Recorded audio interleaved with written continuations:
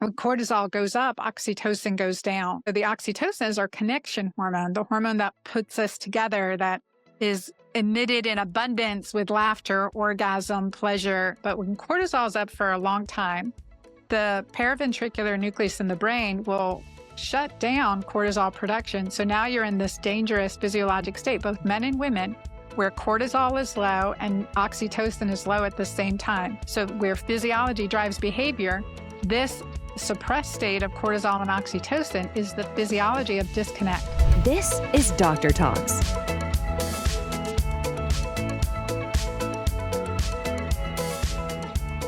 Dr. Anna Cabeca, it's so lovely seeing you again. So good to talk to you again. We always have such great discussions, and I'm really excited to welcome you to Doctor's Talks. And I mean, you're amazing. I mean, just a little bit of your bio. You're going to share more, but you are a triple board certified fellow of gynecology. You've got special certifications in functional medicine. You've served over 10,000 women in your private practice and millions more through your books, online videos, articles. And I think key about you is how you blend basically holistic medicine and sort of traditional medicine in terms of helping women with their hormonal health, mental health. Welcome. Let me hand it over to you. If you could tell my audience a little bit more about how you approach your field in such a beautiful and unique way. Thank you. Well, there's that saying that your mess becomes your message. Well, it was true for me, certainly. Here I was. I love that. And it was definitely true. And through my experience watching my mother's health journey, through our best medical system, but resulting in her death at a young age. I consider it young, at age 67. That is young.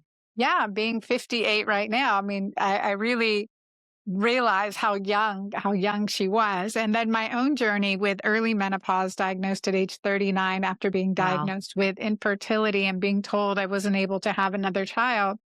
And then literally heartbroken, I went on a journey.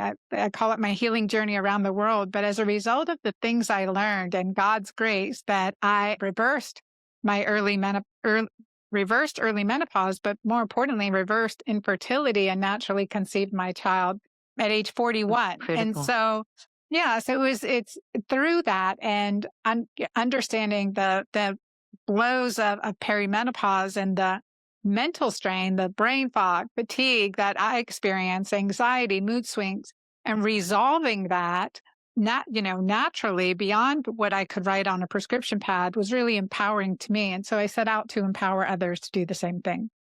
That is such a powerful story. And I've heard this a couple of times because we've chatted and I've read your books. And it always just is astounding to reverse infertility, to reverse menopause. I mean, that's just like, to a point, obviously. To tell us about that, tell us more about how you've done that. Why is your practice different?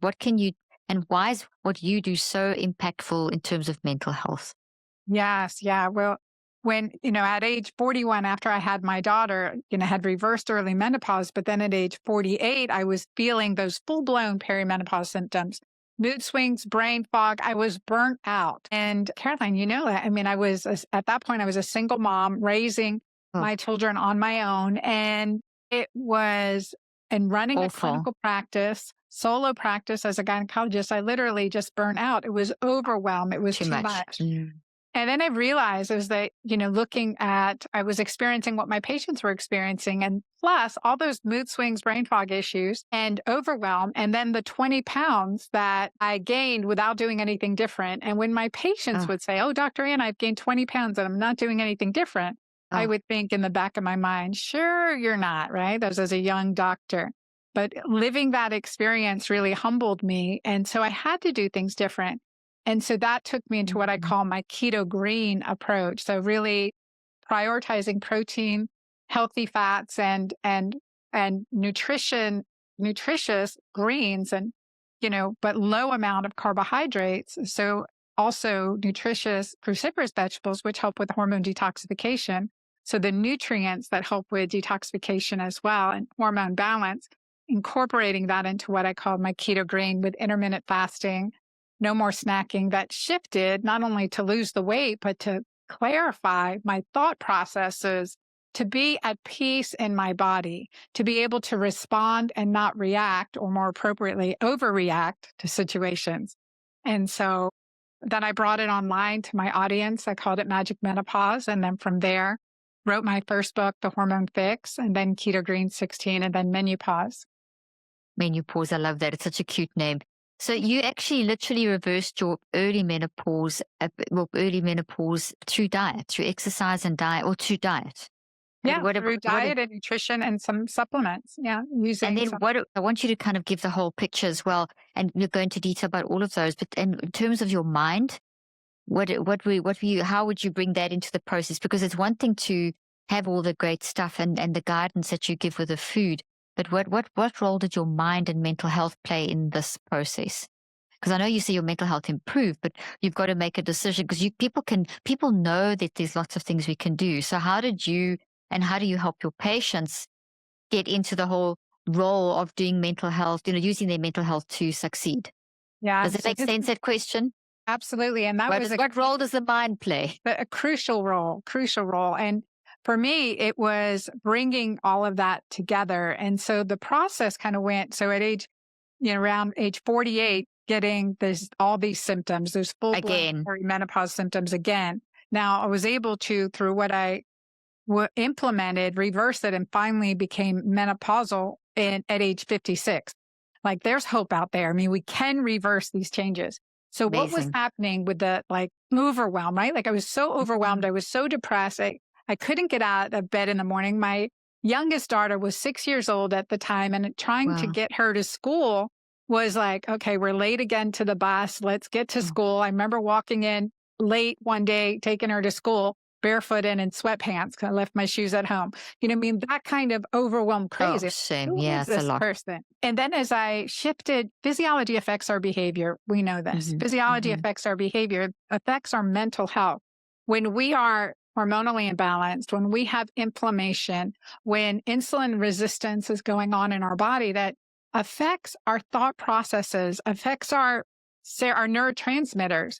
We can't separate our hormones from our neurotransmitters. So they all are interrelated. And so I started cleaning up my diet, like eliminating, even though they were healthy carbohydrates, but really eliminating carbohydrates, focusing on the greens and the alkalinizers. So electrolytes, alkalinizers, and good herbal detoxifiers, supporting that aspect. And then working to shift from a carbohydrate dependent diet to shift from using glucose for fuel to shift to use ketones for fuel.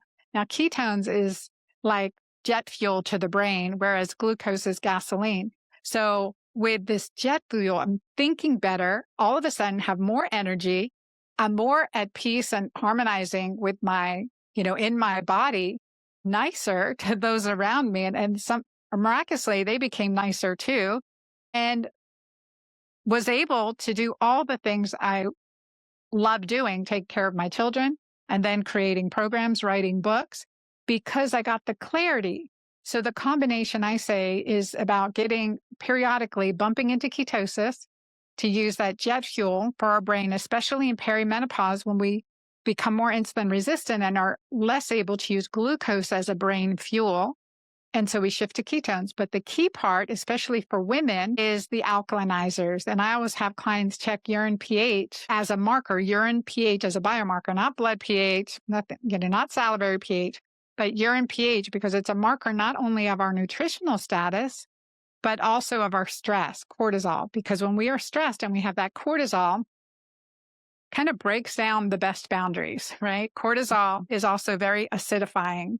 So it breaks down bone, breaks down muscle, causes hormonal havoc, depletes your progesterone. And cortisol creates an acidic urine. So when you're eating the best nutritious foods, et cetera, but your urine is still acidic, it's probably stress, it's probably cortisol. So then we have to shift into practices very mindfully, even though we feel so overwhelmed at this stage of life and these hormones are going on, but shift to practices that increase oxytocin and decrease cortisol, because oxytocin is the most alkalinizing hormone. It's also the most, reparative, regenerative hormone, and it's a feel-good hormone. Gives us joy, peace, love, connection. So this is really the foundation of most all my work with the Hormone Fix and my program, Magic Menopause, is to teach you how to prioritize oxytocin in your life and manage cortisol, the stress hormone. So that shifts your physiology. And then in that space, you're better able to make decisions from a place of, from, like I like to say, from an overflowing cup, from a place of wholeness. I love that. But in order for you to get your patients and yourself into that space, so there's this feedback loop. So what you're describing is a feedback loop. You've got to make these changes. You've got to get the diet correct. You've got to get the hormones balanced. You've got to get that oxytocin up and the cortisol down. So there's a lot of stuff you've got to do. But now if someone's in a really depressed, overwhelmed state, what was the shift for you, Anna, that got you into being able to, obviously you'd had knowledge and that kind of thing, but for yourself and your patients, getting yourself, get the shoes back on to take a child to school, kind of just as an analogy. There's that, because there's a feedback loop between the body and the physiology and the mind and the physiology. I think what I'm trying to say is people often ask, well, how do I know this and I know I can learn from you, but how do I get to the point where I actually apply or find out and get over that mental health hump? What did you do to just get yourself going? Literally to pull myself up by my bootstraps, like I like to say, pull myself up by my bootstraps, how I did that. And I've given this so much thought. And it was. I know you have. That's why I wanted to ask you. Yeah. And it really is coming from what is my core essence? What is my core goal? What do I want to see my children do when they're faced with adversity? How do I want my daughters, if they're faced with trauma, if they're, struggling or whatever it may be, how do I want them to take their next right step? And so for myself, personally, it was like, okay, I have an audience of one, and that is God. And in this audience of one, what is my next right step that I have to do that I'd want my children to do in this situation? Because sometimes we don't have the capacity to do something for ourselves. We don't have the capacity to do something because it's good for us, but we can do it sometimes because it's good for someone else. I love that. At the state I was in at that time, that's what I had to think about. And just one next right step. I love that. So your first step, and this is wonderful, was actually, because there's research that backs us up, that, and also instinctively we know, you basically stepped into love. You stepped into, what support do I need to give my family? So you started thinking of others, and in helping others that was so important to you, you helped yourself. And there's actually research showing that when we do that, when we're in a bad place, that often that kickstart is to not think about how we're feeling in that moment, not that we're going to ignore it, but to get ourselves kickstarted, which is what I'm hearing you say. Correct me if I'm wrong. It was to think of your children, to think of the patients that you see, but your children were obviously the main driving force. You wanted to be able to be there to help them to deal with stuff. So, and the research shows that if we focus on someone else, it helps our own healing by something 60% plus and higher to kickstart our own healing and making the right decisions. And so that's a really great point to hone in on, that focusing on others and helping them. So give some examples of how you did that or how you advise your patients to do that. Yeah, no, and I love it. And this is something that I tell my clients too. It's like, in order to help those around you, you have to help yourself, right? And so knowing that they are witnessing you, and through you being your best self, they're going to be their best self. Because oftentimes we try to fix everyone around us instead of realizing, when I fix myself, everyone else is going to get better too. So the first is really understanding, what is that drives you? What makes you smile? What lifts you up in the morning? What's something that brings a smile to your face? And just start thinking of that throughout the day. Just start like shifting your physiology to something that basically increases oxytocin, that gives you a smile, that gives you a lift, that gives you an inspiration, that makes you laugh. What will lift you? What will support you? What will feed you, nourish your body, soul, and mind? And so you start shifting your physiology from all the things that are going wrong in your life, with your body and your relationships, to what I love, what makes me smile, a happy thought, and it's hard to do. I've been depressed, and I, was in that place where, I didn't want to see another day. So it's, it is a practice and a discipline to do that, focusing on, really, God gives us many purposes in our lives. So what is that driving purpose for you right now? And if it is someone in your life that inspires you, or you want to model for, you want to be a role model for, again, that's a gift. You give them that gift by being your best self. And so encouraging people to take that step So is powerful. I love that. So step one is to find your essence, your purpose. Then step two is then to focus on this during the day, what gives you joy, etc. And then three, to focus on the impact you want to have in your closest dear ones that you love and that you want to give the best, like your children and so on. And then in doing that, you can then kind of shift back and start saying, okay, now what can I do practically for my hormones, and how can I make sure I'm eating correctly, and start shifting over to the physiology. So then in that state, you're ready to learn the skills that you teach and apply those skills, not just say, oh yes, that's too hard and just shove it out the door.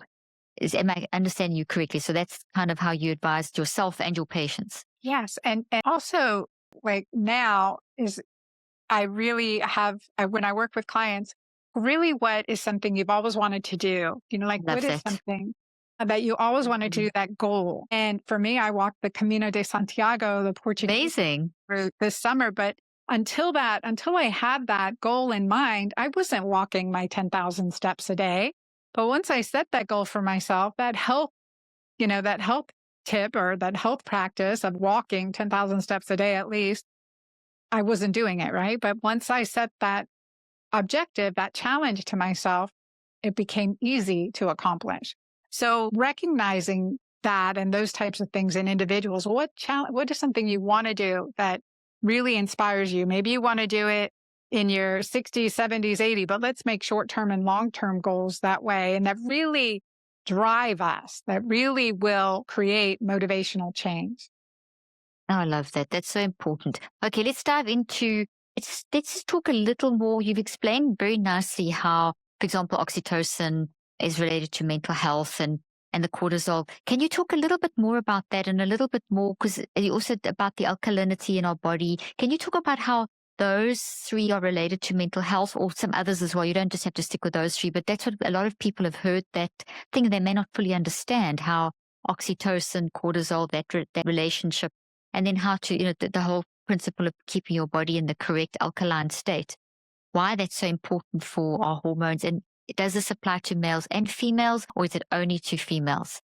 Yeah. Yeah. So that's a great question. So when I look at this cortisol oxytocin challenge, and I wouldn't have honestly known about it myself if I hadn't had my own trauma and post-traumatic stress disorder. And so as a result of Wow. post-traumatic stress disorder for me, in my late 30s, early 40s, it became detached, burnout, divorced, disconnected from things I love doing. And I had to ask myself, like, wait, I've always loved these things. Intellectually, I know I love doing this, or I know I love my partner. I just don't feel that love. And recognizing at that point, really digging into trauma research, when cortisol goes up, oxytocin goes down. The oxytocin is our connection hormone, the hormone that puts us together, that is emitted in abundance with laughter, orgasm, pleasure. Those are things that bring us joy, increases our oxytocin.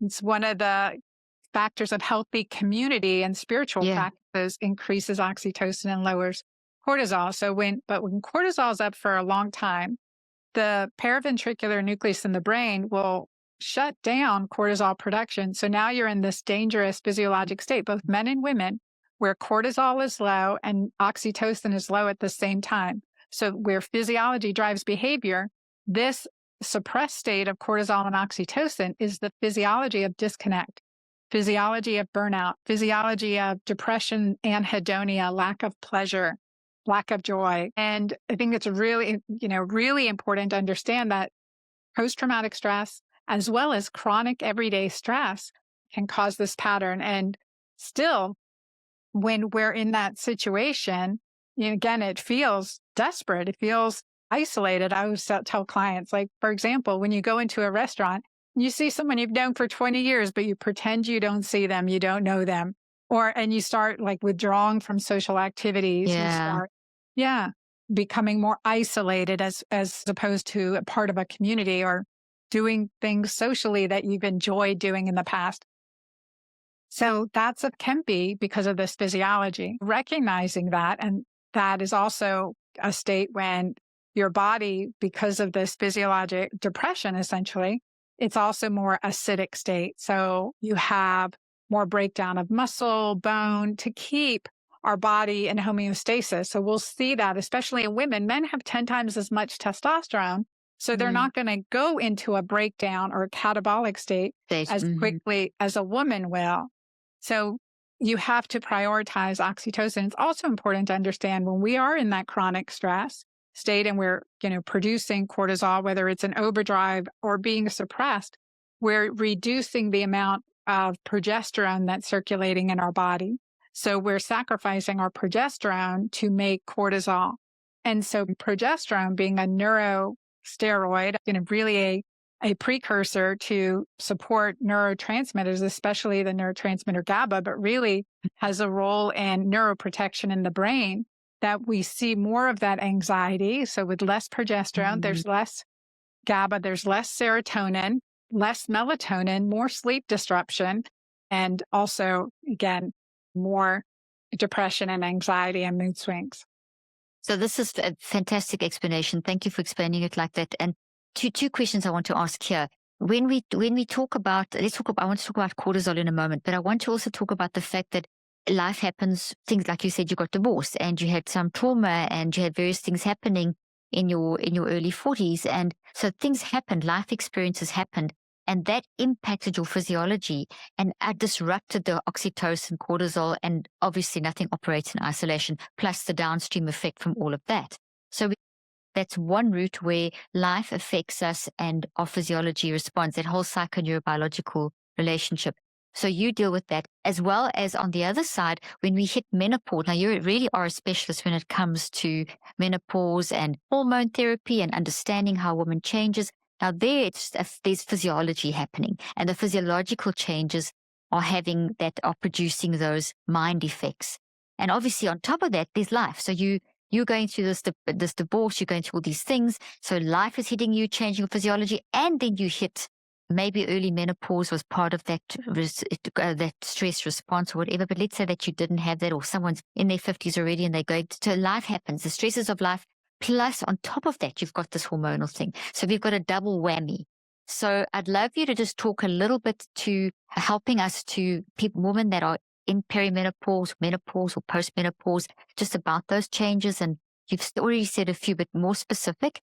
And if you can just give a few tips, and then obviously people can go to your book. And then if you could just quickly, though, before you go into that, because I think that's going to take up the bulk of the rest of the interview, because that's really your area of speciality, and you do it so well, is just to talk a little bit about cortisol, because it has so much bad press. We know that cortisol we don't want it too high, we don't want it too low, but you've got to have some of it. I mean, it does play a role. Would you mind just very quickly explaining what is the positive role of cortisol? And then let's dive into the physiology of menopause and how that does affect us, and what we can actually, some practical steps we can take to help manage that. A lot of questions. Absolutely. Cortisol is a double-edged sword. So it's the hormone that wakes us up in the morning. It's our natural anti-inflammatory hormone. So it responds in our body when we have an infection, when we get cut, when we're facing a danger. Cortisol comes into play, makes us alert, hyper-focused, and able to accomplish what we need to accomplish. So that is, and it is three good roles. It is so good, right? It is so good. And so that's, as long as we're not continuing to press the cortisol gas pedal day in and day out, then it becomes a problem. So whether it's because of inflammation in our body, physiologic inflammation, infections, disease, etc., or it's because trauma. So, and stress and perceived or real trauma, right? So, or a combination. So that's with cortisol. And cortisol is it's part of a beautiful hormonal cascade. We need it. We would not be here without it. And so that's critical. What's happening with our hormones as we age is that we start to see a decline first in our mid-20s to 30s of DHEA, which is a precursor to testosterone and estrogen. And then we see a really sharp decline in from our hormone progesterone, which is a precursor to really all our hormones. So to DHEA, testosterone, estrogen, and progesterone and pregnenolone, these two mother hormones, are literally that. They're from cholesterol. We derive progesterone and pregnenolone. So these are our mother hormones. and they're neuroprotective. So when they start to decline, that's when we need to intervene. We need to intervene with things that support our adrenal glands, because progesterone and DHEA are made in women in our ovaries and our adrenal glands, and in men in testes and their adrenal glands. So specifically for women in perimenopause, as our ovarian function starts to decline, we start to see a decrease in these hormones. And with that, we have to think, okay, physiologically, we need to do things to support our adrenal glands and to support our stress response, et cetera. But also we can supplement with adaptogens as well as bioidentical hormones to help kind of plug these holes in our physiology. So when the levels are, especially when progesterone decline results in insomnia, difficulty sleeping or waking up at 3 a.m. persistently, and as well as mood swings, PMS, worse before your menstrual cycle, and irregular menstrual cycles, that is often treated by supplementing with progesterone. Do all the nutrition and lifestyle aspects along with it, but it really does help plug a hole. And then estrogen. So estrogen we know is key for our hippocampus, for our thought processes. And it's a very important hormone that in perimenopause, menopause, that we want to do everything we can to produce it through our body naturally, as well as support healthy estrogen detoxification and then supplementation when needed. Well, you explained things so beautifully. Thank you. So someone who's gone through menopause, they're going to need supplementation. That's bottom line, or a change in diet. They're going to have to get in what's no longer there in some form or another. And that's correct. And so you're doing it, recommending through diet, through various. Can you talk more about that? How would someone who's already in menopause, they don't have those hormones, you need the progesterone, you need the adrenaline, you need all of this, but your body's not making what it should. So what should a woman in menopause do? Yeah. So big question. And you can obviously refer to your books and give us the bird's eye view. Yeah. And it's a great question. And it is also like, theoretically, when we look at the blue zones, when we look at the Aryans, when we look at the oldest living populations right now, they're not on hormones, right? They're not on hormones. There are other characteristics that have improved their quality of life, a lot of which relate to improving oxytocin, healthy community, a faith-based community or strong faith, and good relationships. All of those things increase oxytocin. So first and foremost, we look at all these hormones, but we want to do everything possible to empower oxytocin. So great sex, connection with people, laughter, good community, whether it's a Bible study group or a book club, right? And a good work community or home family community, friends group, things like that is really important. We know that's key for longevity.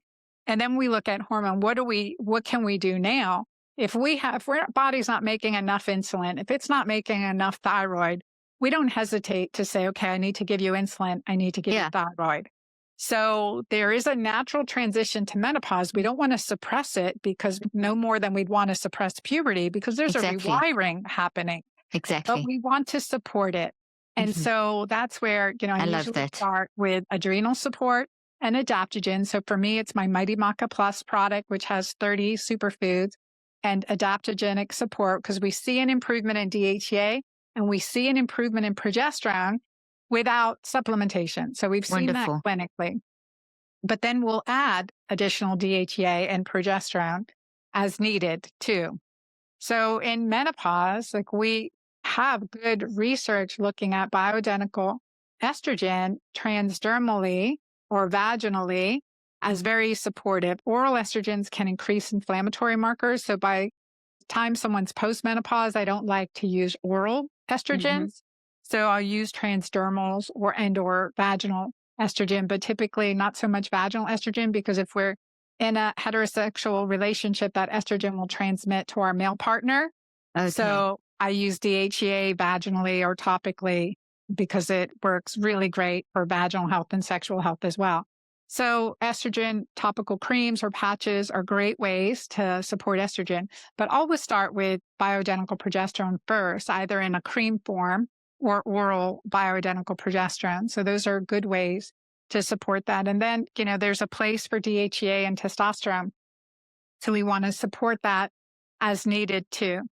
Would you do that with supplements or with or bioidentical? I always go both ways because Okay. we all want to support our body. First of all, we want to support our body's natural production. We don't Yeah. want to suppress what our body is producing.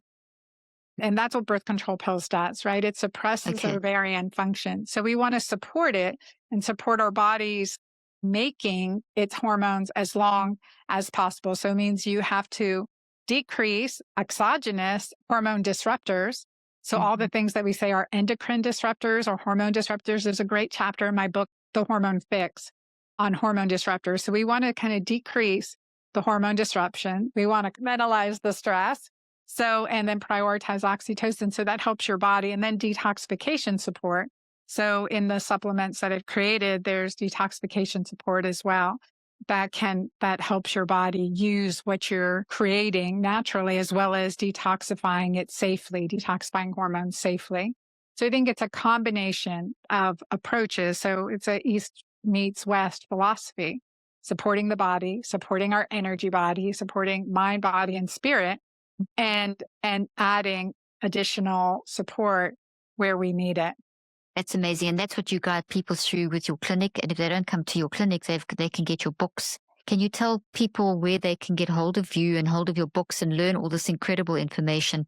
And then I've got one more question. Because I know people are saying, oh, I need this information. How do I get my hands on her and her materials? Yeah, thank you. Well, I created an online program called Magic Menopause. It's my 8-week intensive to really empower you. And go 8 weeks deep into kind of what I've summarized today to really empower you with knowledge, because knowledge is power, and empowerment of everyone listening is really healing. And Yeah, that's super. so that's my Magic Menopause program. And I have other free programs online, but my books you can buy anywhere books are sold. I usually recommend you start with my book, The Hormone Fix. And this is true for men and women. A lot of good stuff in there for men too, but specifically for women, and before, during, or after menopause. And then Keto Green 16, which is a 16-day plan that really helps with our brain function as well as our hormone function. And so Keto Green 16, and then my book, Menopause. So my website is dranna.com. So DRANNA.com. And a lot of great podcasts, my Girlfriend Doctor show, a lot of free material at dranna.com. So definitely check me out there. Wonderful. That's fantastic. Quick last question. This is something that people ask me a lot about. And you, the experts, I always refer them to you and to my other friend who's also does bioidentical hormone replacement therapy. The pellets, the pellets. People ask a lot about pellets because males and females can have them, and it's about it. Well, you know what I'm talking about. What is your opinion on doing the pellets like once every 4 months or 3 months or 6 months or whatever is indicated from blood work? I think, again, pellets in and of itself, I mean, it's a great temporary solution. I don't think pellets are good long term. I mean, it is a surgical procedure. It's every 4 to 6 months. You get high doses. Sometimes they're too high and they can have some irreversible side effects. But in general, I only use testosterone pellets. I don't use estrogen pellets when I do recommend them, because estrogen and testosterone, they actually are eliminated from your body at different times. And especially if you have a uterus, I don't like estrogen pellets, often cause disrupted or uterine bleeding. And I mean, it can be a problem. So I rather safely give you estrogen through transdermal route. And testosterone pellets for a short term can really be life-saving for individuals. When you're in that overwhelmed state and we're like, I can't even remember my name, let alone to take a vitamin every day, let alone, any applying cream or patches or whatever else. And so we can say, or injections, right? So here's the pellet. It's going to last you 4 to 6 months. Let's make sure we know what your body's doing with that testosterone. So looking at the detoxification pathways, I usually use urinary metabolite tests looking at estrogen detoxification pathways. So I'll use a Dutch test, for instance, and let's see what your body's doing with that. And then continue to support your body's own natural production of testosterone and your natural ovarian function and adrenal function as much as possible. So I think there's a place for them. Definitely my patients on them for now. So it's usually like maybe a year to 2 years. And then we're moving into a different regimen. Yeah, a different regimen. So that we have the safest routes available for the longest amount of time. I love that. Do you see men in your clinic as well?